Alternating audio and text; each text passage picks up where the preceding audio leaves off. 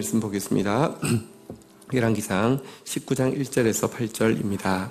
열왕기상 19장 1절에서 8절 한 절씩 교독하시겠습니다. 1절 아합이 엘리야가 행한 모든 일과 그가 어떻게 모든 선지자를 칼로 죽였는지를 이세벨에게 말하니 신을 엘리야에게 보내어 이르되 내가 내일 이맘때에는 반드시 내 생명을 저 사람들 중 한 사람의 생명과 같게 하리라. 그렇게 하지 아니하면 신들이 내게 벌 위에 벌을 내림이 마땅하니라 한지라. 그가 이 형편을 보고 일어나 자기 생명을 위하여 도망하여 유다에 속한 브엘세바에 이르러 자기 사환을 그곳에 머물게 하고 자기 자신은 광야로 들어가 하룻길쯤 가서 한 로뎀나무 아래에 앉아서 자기가 죽기를 원하여 이르되 여호와여 넉넉하오니 지금 내 생명을 거두시옵소서. 나는 내 조상들보다 낫지 못하니이다 하고 로뎀나무 아래에 누워 자더니 천사가 그를 어루만지며 그에게 이르되 일어나서 먹으라 하는지라. 본즉 머리맡에 숯불에 구운 떡과 한 병 물이 있더라. 이에 먹고 마시고 다시 누웠더니 천사가 여호와의 천사가 또 다시 와서 어루만지며 이르되 일어나 먹으라. 내가 갈 길을 다 가지 못할까 하노라 하는지라. 이에 일어나 먹고 마시고 그 음식물의 힘을 의지하여 40주 40야를 가서 하나님의 산 호렙에 이르니라. 아멘. 네. 오늘 본문 보도록 하겠습니다. 어제까지 그 위대한 그 영적 전쟁에서의 승리, 갈멜산에서 불로 응답하시는 하나님을 경험하고 또 우상 숭배하는 이 바알과 아세라 선지자들을 칼로 죽이고 그 다음에 백성들에게 하나님 약속하신 비가 내리도록 마중물을 붓는 기도와 또 비가 내리는 그 모습을 본 위대한 승리를 경험한 엘리야입니다. 자, 그러나 오늘 본문에 보면요, 우리 인간이 어떤 존재인지 잘 보여주고 있는데요. 자, 1절, 2절 교독하도록 하겠습니다. 아합이 엘리야가 행한 모든 일과 그가 어떻게 모든 선지자를 칼로 죽였는지를 이세벨에게 말하니 이세벨이 사신을 엘리야에게 보내어 이르되 내가 내일 이맘때에는 반드시 내 생명을 저 사람들 중 한 사람의 생명과 같게 하리라. 그렇게 하지 아니하면 신들이 내게 벌 위에 벌을 내림이 마땅하니라 한지라.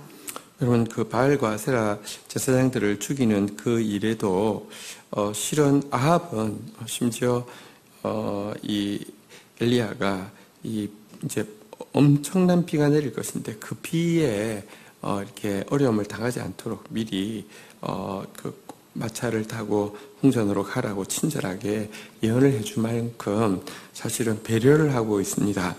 이것은 그가 권력자이니까 잘 보인다 이런 뜻이 전혀 아닙니다. 하나님께서 사실은 이 우상 숭배의 원흉이 이세벨이고 또 아합인데요. 하나님께서 그러나 세운 권위자에 대해서는요, 하나님께서 다르게 심판하는 것을 좀 보여주고 있습니다. 사실은 이제 권위가 잘못된 권위보다 더 무서운 게 권위가 없는 겁니다. 그게 훨씬 더 백성들의 삶을 고통스럽게 합니다. 지금 북이스라엘은 나라가 시작되자마자 계속 반역이 지금 벌써 이 횟수로는 지금 100년이 채 안 되어서 지금 이미 왕조가 4번이나 바뀌었고요. 백성들이 너무 고통하고 있습니다. 그리고 또 이제 죄가 어디까지 차는지 하나님께서 그 끝을 보고 또 그것에 대해서 훨씬 더 엄중한 심판을 하시기 위해서 그러나 또 회개하면 하나님께서 돌이키시게 하기 위해서 이제 한 번 더 기회를 주셨는데요. 그러나 아합은 돌아가자마자 이세벨에게 이제 쪼르르 이렇게 고하고요. 이세벨은 이 이야기를 듣고 나서는 이렇게 선언합니다. 내일 이맘때까지 이 엘리야의 생명을 엘리야가 죽인 바알 선지자, 아세라 선지자 중에 한 명처럼 갖게 만들지 않으면 신들이 벌 위에 벌을 내게 내리는 것이 마땅하다라는 전가를 엘리야에게 이제 보내게 이렇게 했습니다.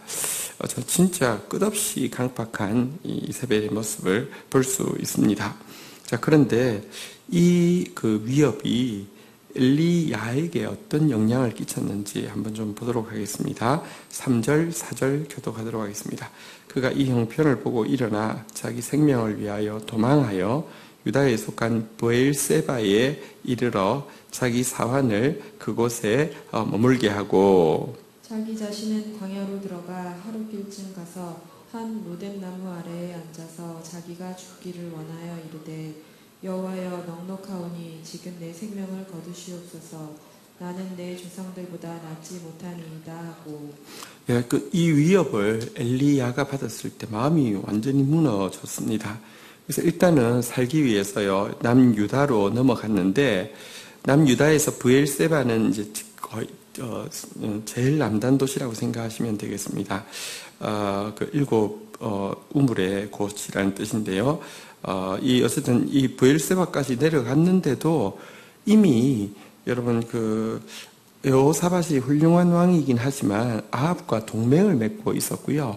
여호사밧의 이렇게 아들이 아합의 딸하고 또 이제 결혼을 하고 있는 이런 사이고 했기 때문에 여기서도 안전하지 못하다고 생각해서 이제 유다 광야, 그러니까 브엘세바를 밑으로 내려가면 이제 사람이 살지 않는 광야인데요.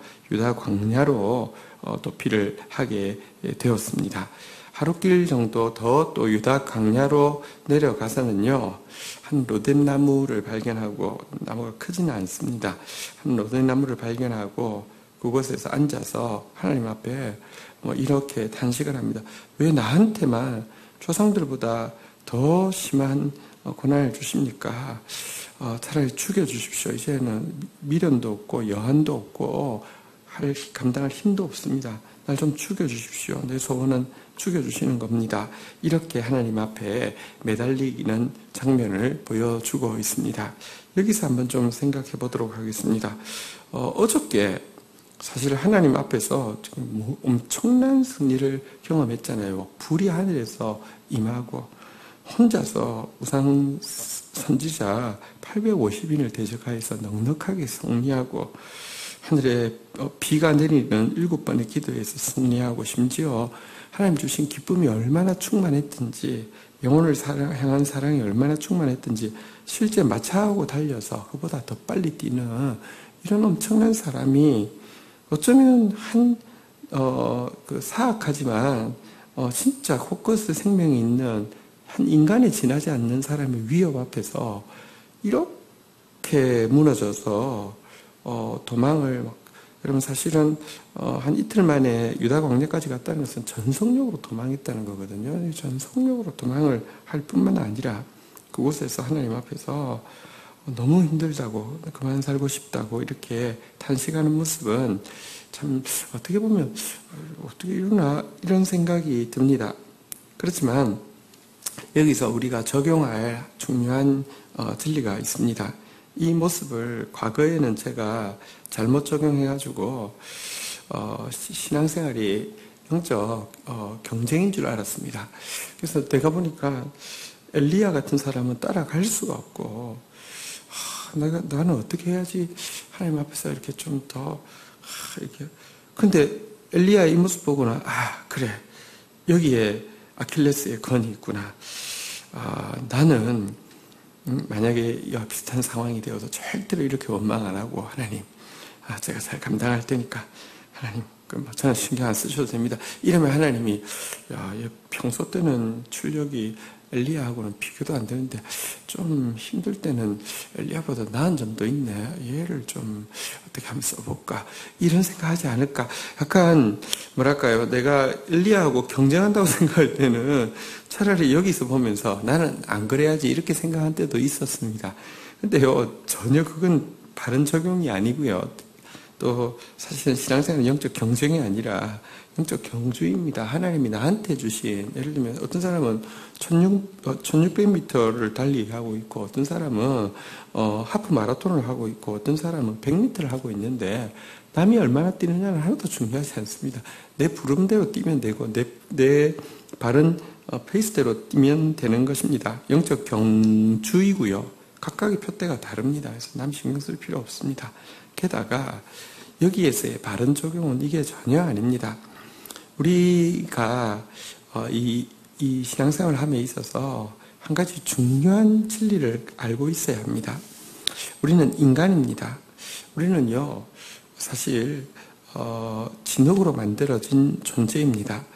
이 사실을 내가 하나님이 아니고 내가 또 이 육체를 입고 있고 진흙으로 만들어진 존재라는 사실을 아는 것이 영적 침체를 여러분들 좀 더 편하게 벗어나게 하는 대단히 중요한 진리입니다.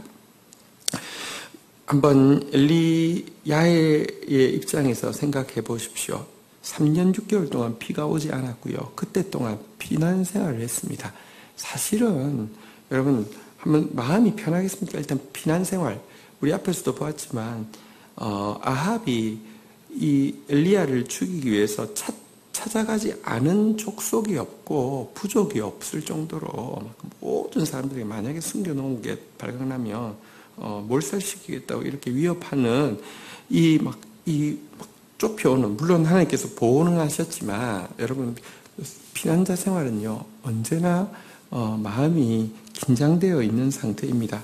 그보다 더 어쨌거나 자기가 예언하기를 3년 6개월 동안 비가 오지 않는다 그래서 너무나 많은 사람들이 피폐해져 가는 모습을 간접적으로 볼 때에 여러분 사실은 선지자가 하나님의 사람이 축복의 통로가 되고 싶지 저주의 통로가 누가 되고 싶겠습니까? 그것 때문에도 마음이 많이 힘들었을 것입니다. 특별히 아합에게 나타나고 그 이후에 이 갈멜산에서 영적 전쟁의 날짜를 잡고 그 영적 전쟁을 할 때에 여러분 그날에 있었던 그 정신적, 육체적, 영적 피로감은 굉장했을 것입니다. 밥을 그 앞두고 제대로 먹었을까요? 어떻게 생각하십니까? 그리고 그날 여러분 하루에만 해도요 하루 종일 이 영적 예배 드리기 위해서 집중하고 있었죠. 예배 드리고 나서는 칼로 다 쳐 죽였죠. 그리고는 여러분 마차보다 더 빨리 뛰었죠. 여러분 이렇게 했던 거 물론 성령이 붙잡아 주셔서 하게 하셨지만 여러분 육신적으로 영적으로는 분명히 피로가 누적되어 있는 상태입니다. 이럴 때에 말 한마디지만 여러분 이 말 한마디가 그로 하여금 이렇게 무너지게 한 것이요. 사실은 어쩌면 이상한 것이 아니라 당연한 것일 수 있습니다.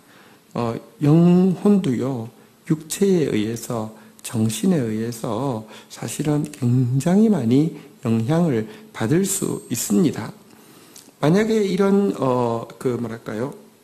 마음이 들었을 때, 이게 이상하게, 자기 자신에 대해서 이상하게 여기고, 그렇게 생각하는 자기 자신을 더 힘겨워하기 때문에 더 죽고 싶고 더 그만하고 싶고 이런 마음이 들 때 거꾸로 이게 이상하지 않고 이게 당연한 것이고 이렇게 생각하며 그리고 나한테는 하나님 앞에서 휴식이 필요하고 하나님은 그것을 또 무엇보다도 잘 아신다는 것을 하나님 앞에 인식하고 나아갔다고 하면 훨씬 더 이런 영적 침체를 넘어서기가 쉬웠을 것입니다. 제가 몇 번 이야기했지만 사실 설교의 황제라고 하는 스펄전 목사님 같은 경우에 큰 부흥이 임하기 전에는 꼭 큰 우울이 찾아왔다고 이야기하는데요. 사실 어떻게 또 생각해 보면 이런 면이 있죠. 큰 부흥이 그냥 찾아옵니까? 여러분들 뿌린 게 있어야지 거둘 게 있고요. 수고한 게 있어야지 하나님께서 또 갚아주실 게 있는데요.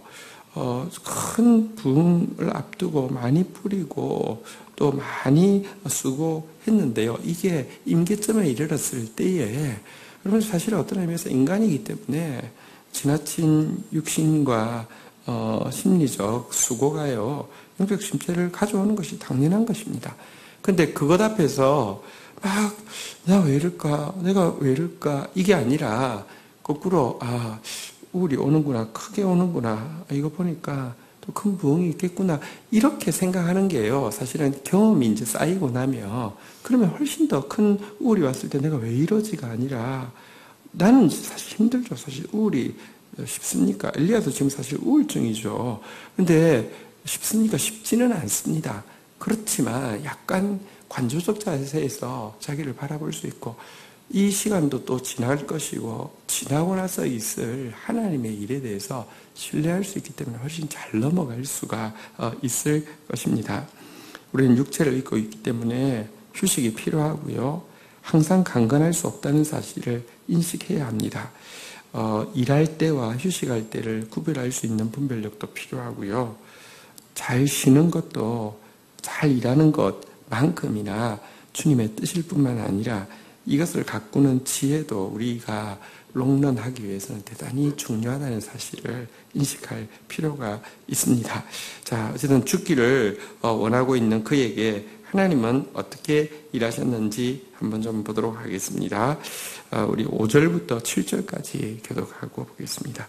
로뎀 나무 아래에서 누워 자더니 천사가 그를 어루만지며 그에게 이르되 일어나서 먹으라 하는지라.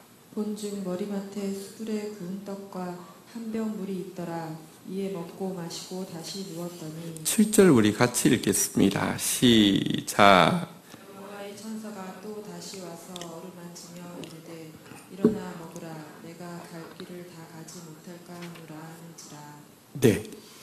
자, 이렇게 로뎀나무 아래에서 누워서 잔다는 것은요, 쿨쿨 잔다는 뜻이라기보다는 하나님 앞에 막 하소연하고 또 도망 오면서 잠도 제대로 못 잤고 밥도 제대로 못 먹었고 완전히 실신해서 막 기절을 한 거죠.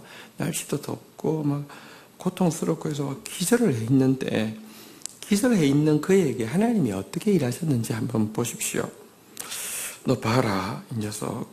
네가 믿음이 떨어졌구나. 어떻게 하나님의 종이 이렇게 믿음이 없느냐. 이렇게도 하실 수 있고, 생각보다 약하네. 내가 능력이 떨어졌구나. 능력 좀 받으라. 성령 충만을 좀 받으라. 받으라, 성령. 뭐 이러실 수도 있고 한데요. 전혀 그렇게 하지 않으셨습니다. 천사가 와서요, 아주 부드럽게 어루만졌습니다. 막 이렇게 어루만져서 이렇게 막 인상을 쓰고 너무 지쳐서 막 잠들어 있는데 어루만지는 게 마치 무슨 안마하듯이 이렇게 너무 기분이 좋아져서 눈을 딱 떴더니 천사가 자기를 어루만지고 있습니다. 그러면서 천사가 딱 눈 뜨자마자 이제야 정신 드느냐, 믿음을 받아라. 아니면 성령 충만, 이것도 아니고요. 딱 눈 뜨자마자 일어나서 먹으라. 이렇게 음식을 먹으라고 이야기했습니다. 보니까 머리맡에 숯불에 구운 떡과, 이건 약간 스페셜하지 않습니까? 요즘 옛날에는 닭갈비가 춘천에 유명했는데 요즘은 숯불 닭갈비가 유명합니다. 사람들이 조금 이렇게 살만하니까, 그냥 먹다가 이제 숯불에 구워서, 일단 레벨이 좀 다르잖아요. 그죠? 후라이팬에 구운 고기하고 또 숯불에 구운 고기하고는 또 일단 레벨이 다르잖아요. 떡을 숯불에 잘 구워서 이 훈제한 떡과 물도 한 병이 딱 준비가 되어 있습니다. 자기가 연못이 있어서 이게 먹는 게 아니라 이 병에 다 들어 있습니다. 이렇게 다 준비가 되어 있습니다. 먹고 마시고 나니까 다시 잠들어 버렸습니다. 너무 지쳤고요, 너무 피곤했고요. 사실은 브엘세바까지의 거리를 생각할 때, 또 거기서부터 광야 하룻길까지, 이게 사실은요, 북이스라엘 그 베델에서부터 브엘세바까지 거리가 상당합니다. 이거 사실은 하루에 주파한다는 것은 밤 한숨도 안 잤다는 뜻입니다. 거기서부터 또 광야 하룻길. 광야는요, 사실은 하룻길이라는 게 진짜 힘듭니다. 낮에 하룻길은요, 한 시간만 들어가서 걸어도요, 사실 무섭습니다. 이게 이러다가 죽는 거 아닌가 싶을 정도로 무섭습니다. 그런데 하룻길을 온전히 달렸기 때문에 떡을 먹고 물을 마시자마자 또 기절해버렸습니다. 자, 그러자 7절에 보니까요, 그가 일어날 때쯤 다시 천사가 와서 어루만지고 안마를 해주고 나서 일어나니까 다시 한번 따라하겠습니다. 일어나 먹어라. 두 번이나 다른 거 하지 않고 떡과 물을 주시고 어루만지시고 또 기분 좋게 자게 하시고 일어났을 때는 또 먹게 하시고 이렇게 하셨던 모습을 보게 됩니다. 하나님은 우리가 진토인 것을 기억하십니다. 그래서요, 우리가 막 빌 받았을 때도 그렇습니다. 제자들이요, 이렇게 전도 파송을 받았죠. 나갔더니 막 병든 자들이 낫고요. 귀신이 하늘에서 떨어지고요. 이런 모습 보고 나니까 완전히 막 업돼가지고 돌아와서 보고를 할 때, 우리가 주의 이름으로 귀신들을 쫓아내고 하늘에서 막 이렇게 그 사단이 떨어지고 막 봤습니다. 이렇게 이야기합니다. 이때 여러분 일시키기에 이때 진짜 좋습니다. 그래, 다시 나가라. 그럼 아멘 하고 나갈 건데요. 예수님께서 먼저 완전 업돼 있는 그들에게 한번 따라하겠습니다. 따로 한적한 곳에 가서 잠깐 쉬어라. 이렇게 말씀하시면서 도리어 예수님이 업돼 있는 그들을 이렇게 좀 쉬라고 이야기하셨던 장면을 기억하십니까? 여러분, 사실은 하나님은 우리가 진토라는 사실을 너무 잘 알고 계십니다. 그래서 그에게 이와 같이 이렇게 이제 어루만지고 또 먹여주시고 재워주시고 하는 일을 했던 것입니다. 뿐만 아니라 하나님은요, 하나님의 통로가 된 우리가 경험한 만큼만 하나님에 대해서 보여줄 수 있고 하나님의 모습으로 섬길 수 있음을 아십니다. 주께 받은 위로로서 능히 모든 사람을 위로할 수 있게 하는 하나님, 위로의 하나님이라고 고린도서에 보면 바울이 하나님에 대해서 이렇게 고백하고 있는데요. 한번 따라하겠습니다. 주께 받은 위로로서 모든 사람을 위로할 수 있게 하는 위로의 하나님. 여러분, 사실 이 하나님의 위로 없이 우리가 계속 우리 의지만 가지고 우리의 인격 가지고 혹은 우리의 능력 가지고 여러분 계속 하나님의 사람으로 설 수가 없습니다. 하나님은 위로가 필요함을 아십니다. 그래서 주의 백성들을 위로하고 싶어 하십니다. 어쨌든 진흙인 이 엘리야에게 모든 위로의 근원 되신 주님께서 친히 오셔서 위로하심으로 말미암아 나타나시는 장면을 보게 됩니다. 그러나 한 가지는 또 알아야 합니다. 한번 따라하겠습니다. 내가 갈 길을 다 가지 못할까 하노라. 위로 자체가 또 목적이 되어서는 안 됩니다. 많은 경우 이렇게 치유 세미나나 혹은 치유 집회나 혹은 이런 것에 가면요, 언제나 주제가 위로입니다. 무조건 아유 얼마나 힘들었어, 아유 얼마나 힘들었어, 이게요 계속 반복되어집니다. 여러분, 이게 이런다고 사람이 일어날 수가 없습니다. 우리는요, 하나님 워낙 지으실 때부터 왕 같은 제사장으로 생명의 면류관 쓰고 생명의 왕노를 할 사람으로 지었는데 그냥 아유 힘들었지, 아유 그래 괜찮아, 너는 그래도 돼, 이거가 다가 아닌데요. 그런 집회들 가면 천편일률적으로 계속 그것만 끝까지 가는 경우가 많습니다.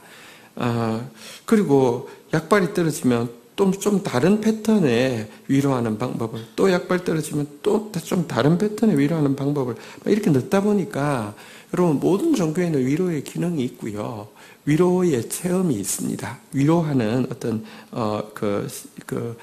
신앙 체험이 있습니다.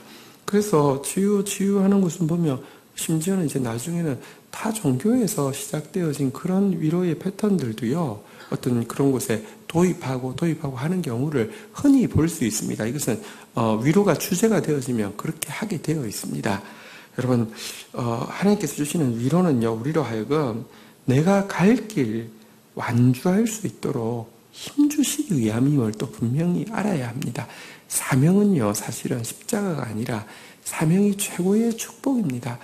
왜 나한테 사명을 주십니까? 사실은요, 하나님께서 사명을 주신 것만큼 축복이 없습니다. 그리고 그 사명을 완주하는 것만큼 내 인생이 행복한 것도 없습니다.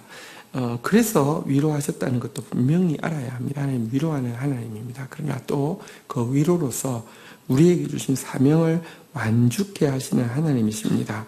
그 사명을 어떻게 완주합니까? 우리가 달려가야 할 길이 어디입니까? 8절 마지막으로 읽도록 하겠습니다. 시작. 이에 일어나 먹고 마시고 그 음식물의 힘을 의지하여 40주 40야를 가서 하나님의 산 호렙에 이르니라. 여러분, 먹고 또 마시고 또 그 힘 의지하여서 어떻게 할 수 있느냐? 40주 40야 40일을 더 가서요, 하나님의 산 호렙, 다시 말하면 모세가 하나님을 만났고 하나님의 말씀을 받았던 바로 그것에 서게 됩니다. 모세도 이 호렙에서 하나님의 말씀을 직접 받을 때 40일을 금식했던 일이 있습니다. 근데 이것은 아주 특별한 일이죠. 어쨌든 하나님의 말씀을 받게 하기 위해서 제일 중요한 준비는 자기를 온전히 비우는 것입니다. 지금까지 그가 엘리야가 하나님의 음성을 듣는 것과 호렙산에서 하나님을 직접 이렇게 대면하는 것은 굉장히 좀 다른 의미가 있습니다. 어쨌든 사명을 온전히 감당한다는 것은요, 다시 한번 이 하나님의 말씀이 있는 호렙에 홀로 서는 것이고요. 이 일만이 그로 하여금 그의 갈 길을 완주하게 하는 것이었습니다. 그리고 그 일에 그가 이 로뎀나무 안에서 먹었던 거, 마셨던 거, 그 힘이 그로 하여금 그 일을 감당하게 했습니다. 오늘도 우리는 매일 사는 것은요, 하나님 말씀 의지해서 삽니다. 오늘 말씀이 우리에게 쉼이 필요하다는 것도 말씀하시고요, 위로가 필요하다는 것도 말씀하시고요, 우리가 인간이라는 사실, 진흙으로 만들어졌다는 사실도 알게 할 뿐만 아니라 하나님이 그것을 너무 잘 하신다는 것도 보여주고 있고요, 그리고 우리에게 달려가야 할 길이 있다는 사실도 보여주고 있습니다. 이 말씀 의지하여서 겸손하게 이 말씀대로 구하고 나아갈 때 이 말씀대로 또 일하시는 하나님의 역사를 보게 될 것입니다. 주신 말씀 붙잡고 우리 주님 앞에 나아가 기도하는 시간 가지도록 하겠습니다. 함께 기도하시겠습니다. 하나님, 우리의 진토임을 아시는 주님, 오늘 말씀하셨사오니 말씀대로 일하여 주셔서 하나님께서 주시는 위로가 무엇인지 알게 하여 주시고 그 위로 힘입어서 또 오늘도 주 안에서 안식하며 주 안에서 쉬다가 또 주님 주신 사명 감당하는 저희들 되어질 수 있도록 은혜 위에 은혜를 더하여 주시기를 간절히 간구하고 소원합니다. 말씀하시고 행하시는 주님을 신뢰합니다. 주여 감사합니다. 또 의지합니다. 예수 그리스도의 이름으로 기도 올립니다. 아멘.